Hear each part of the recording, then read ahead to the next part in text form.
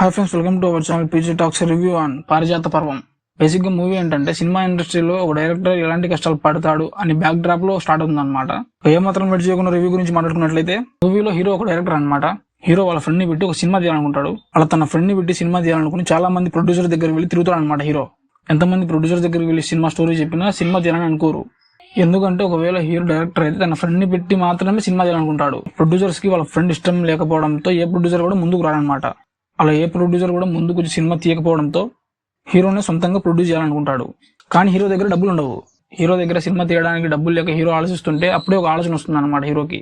ఆ ఆలోచన ఏంటంటే సినిమా ఇండస్ట్రీలో ఉన్న ఒక పెద్ద ప్రొడ్యూసర్ ని పట్టుకుని కిడ్నాప్ చేద్దామని ఆలోచన వస్తుంది హీరోకి. ప్రొడ్యూసర్ ని కిడ్నాప్ చేసి డబ్బులు ఎవరిని అడగాలో అర్థం కాక ప్రొడ్యూసర్ వాళ్ళ వైఫ్ ని కిడ్నాప్ చేద్దాం అనుకుంటారు.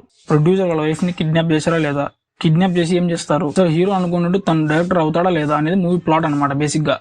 ఇక మూవీ గురించి మాట్లాడుకున్నట్లయితే, మూవీ అయితే నాకు నచ్చింది. ఇన్ఫాక్ట్ మూవీ కూడా బాగుంది.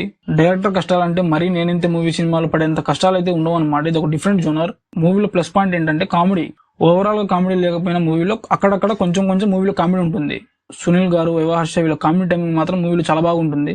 కిడ్నాప్ చేసినప్పుడు డబ్బులు డిమాండ్ చేయడానికి జరిగే కన్వర్జేషన్ ఏదైతే ఉందో అది చాలా బాగుంటుంది కామెడీగా. మూవీ స్టార్టింగ్ 20 నిమిషాలు ఏదైతే ఉందో అది కొంచెం లాగ్ అనిపించింది. తర్వాత నుంచి మూవీ మాత్రం మొత్తం బాగుందన్నమాట.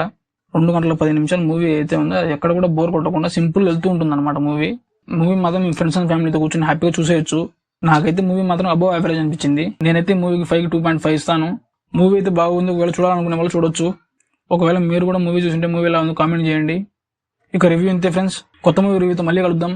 అంతవరకు లవ్ యూ ఆల్, బాయ్. మీరు ఇంతవరకు వీడియో చూసినట్లయితే మన ఛానల్ సబ్స్క్రైబ్ చేయండి. మన వీడియో నచ్చినట్లయితే మన వీడియోకి లైక్ చేసి మీ ఫ్రెండ్స్ అండ్ ఫ్యామిలీకి షేర్ చేయండి.